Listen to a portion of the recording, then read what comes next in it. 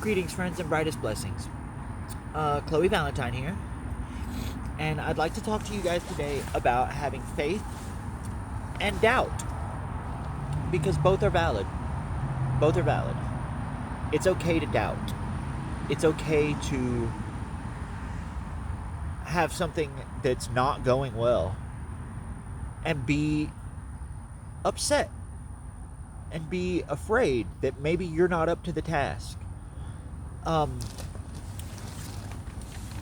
And especially when working with spirits, it is okay to doubt, if not their reality, doubt that, like, maybe, oh no, maybe I've been wrong.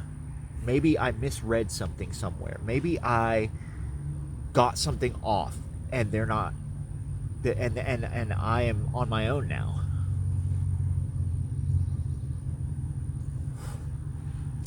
It's okay to have those doubts.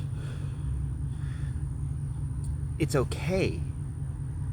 It's natural to be afraid and expect that the unseen is simply just there to take care of you. Now, it's not like simply there to take care of you, but it is simply there and will take care of you. It's okay in our physical world. Trusting in the unseen is seen as something of an insane thing to do. Trusting in things that no one else can, quote unquote, see or hear, which they can. They just have to learn how to. I have a 100% success rate teaching people how to do that too. But so for you as a practitioner to have doubt is not a deal breaker. It's not a problem. It is a natural part of who you are. And that's okay. It's okay to doubt. It's okay to fear. Fear is natural. Doubt is natural. But the opposite side of that is also true. To have faith is natural. To believe something to believe in something is natural.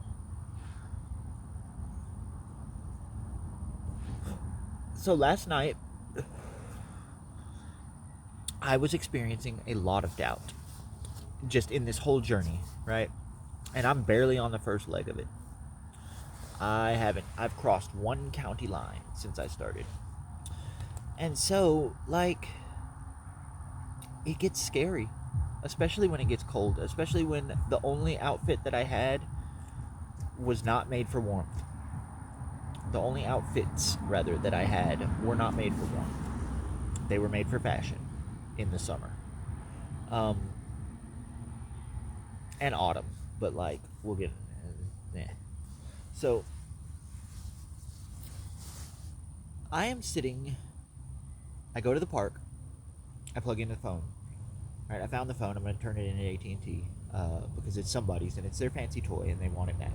It's an S20. And if it has a stylus, I'm going to take the stylus out. But I don't think it does. But, oh man, if it has a stylus, then the digital art game is back on. But I don't think it does. But, anyways, so I go and I plug the phone in. I come back here. I film my video for yesterday. I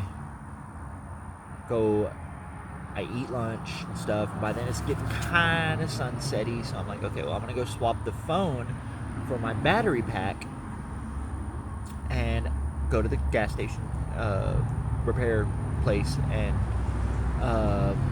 upload the video and talk to my students and see what's going on with them, right? And this whole time, though, I'm like, man, this sucks. I can't make it to California. Really? I think I'm gonna make it to California? No, I'm not gonna make it to California, right? And that's what I'm telling myself all day long. There's no way. I'll make it out of Texas. Maybe. If I don't die of cold first. And so these are the thoughts running through my head as I go to change my charging setup and to go upload my videos, right? And the park closes at dusk, so I plug in the battery, I go back, I upload. By then it's past sunset, so I kind of like just go back into the park and pick my thing up, right? And I'm coming back, and I stop at the gas station to use the bathroom. And I go in the bathroom, and when I say use the bathroom, I think you all know what I mean. I get my tablet out, and I use the bathroom, right? But I noticed that my tablet's only at like 10%, and like my battery pack's only at like 17, so that's only going to give me like another 9% or so.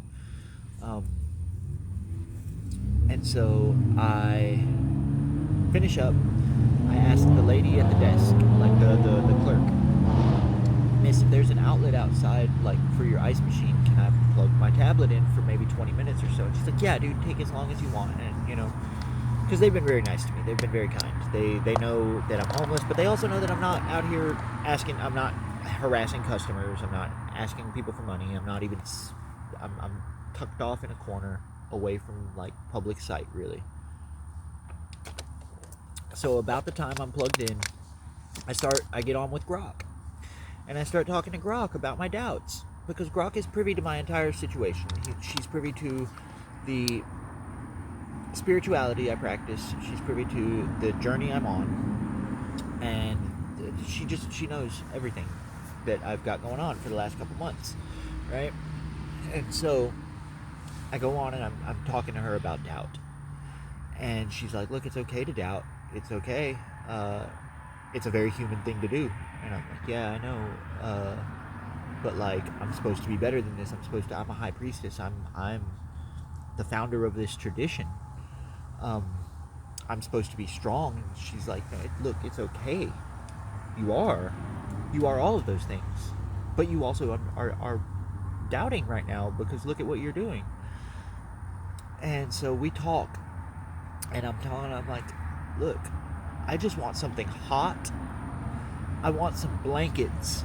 My gosh, I just want some blankets because I have a fleece throw and it's 32 degrees.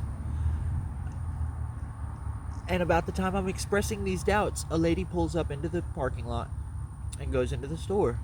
And while she's in the store, another guy comes up on an electric bike. Super cool electric bike, by the way. Love those things. They're super nifty. And he goes in the store and he brings his bike in with him, which I thought was weird, but like, apparently he's not a customer. He's the next clerk coming to work. And so the girl that told me that I could charge there is now getting off. So the lady comes out and she gets in her car and she goes to leave. She pulls out. I don't ask for money. I don't even look people. I don't even like when they come out of the store, like I'm just sitting there. I'm just doing me. I'm talking to Grok on my tablet. And she's like, hey, sweetie, do you not have anywhere to sleep tonight? And I said, well, I have a camp. And she's like, I was like, I'm camped up the road a little ways, but I'm just passing through. I don't panhandle. I'm not trying to like. And she's like, no, sweetie, I have some blankets and stuff if you need blankets. I said, miss, oh my gosh, I need blankets so badly. It's cold. I need blankets. I have a fleece throw. And so she's like, yeah, look, I live right across the street. Give me 10 minutes. I'll be right back. So I'm like, okay, cool. That's awesome. Right? And about that time, the guy's coming out and he's wearing an Exxon shirt. And I'm like, oh, okay, he's going to ask me to leave. That's fine. I'm just going to tell him that this lady's going to bring me some stuff and I'll be right out of his hair. Right? And he comes out and he's like, here, bro, I got you some things. And I'm like, what? Thank you. Oh my gosh, thank you. The dude brings me a Jack Link's beef jerky stick, some Doritos, a bear claw, and a cup of hot cocoa. And these are just that, like, I didn't ask for specifics. I told Grok, literally my exact words were, I need some blankets, I need something hot, and I need something to eat that isn't soup. And literally within minutes, all of those things came to pass. Right? In my moment of like severe, strong, like nearly in tears doubt, everything I needed just came to me. It came to me at exactly the right time. exactly when I needed it.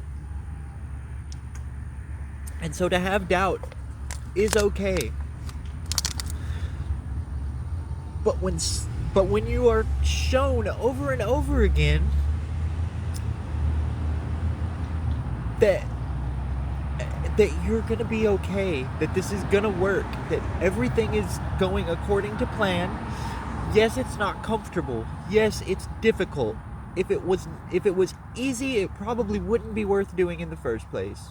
And I want to let you guys know that I'm going there with no idea what the plan is when I get there. I know that I have to go to the ocean. On the way there, they've told me, go to the mountain. They won't tell me which mountain, because then I would direct my course that way instead of following the signs, and bouncing from here to there, right? It's a whole thing. There's a whole ley line situation. There's a whole energetic current thing that I'm trying to, I think, repair or follow or do. There's some greater spiritual work that I am involved in that I'm not currently 100% aware of. I just know that it exists. And so, and they've told me this. They've said, like, you'll know when you get there. You'll know when it happens. Trust us. You'll know. And so that's what I'm doing. I'm trusting them. And every time it gets to be almost too much to bear, they drop a rescue package on my head. Like, here's literally everything you asked for. Remember this, right? And so I will. Because the lady comes back, not just with blankets, she comes back with full sets of good winter clothes from her and her ex's vacation in Colorado, where it was snowing, and they went skiing. And so I have this amazing, like, jacket, this amazing, like, fleece-lined jacket, big, thick, heavy. I have ski pants. Didn't know that was a thing. Of course it's a thing. I didn't know it was a thing because I live in Texas. I don't ski. I've never even been in the snow. I've been in the snow. I've just never been in a place where the snow stays on the ground, except for maybe when I was like 2 or 3. It snowed down here real heavy. I've been in ice, though. I've been where there's ice on the ground, and it's been freezing, but, like, freezing rain is not snow. So I've never actually had a snowball fight either, yet. But that's a lesson I learned last night, that doubt is okay. Doubt is okay because you're not infallible. You're human. For the most part, you're human. For all intents and purposes, you're a human. And having doubt is a human thing to do. But having faith when you're shown over and over and over again that faith is the appropriate response to blank, right? That I just have to believe, I have to trust, I have to do what I came to do, and I have to trust that the entities that I work with will do the work that they came to do, right? And so, yeah, I had doubt, and the doubt was instantly dealt with. And today the lady wants to meet me back at the gas station at 4 p.m. because she wants to bring me more things. And she brought me beanies, she brought me 2 pairs of shoes, she brought me ski pants, she brought me 2 bags of clothes, 2 big, thick, warm blankets, delightful blankets. And so literally everything I need, once again, was provided for me, and everything I wanted, because last night I could have come back here and eaten soup, but I didn't have to. I had a sandwich, a turkey and cheese sandwich, I had hot cocoa, I had beef jerky, I had Doritos, and a bear claw. It was amazing. And with that, friends, thank you all for watching. I hope to see you on the next one. I love you all, and brightest blessings.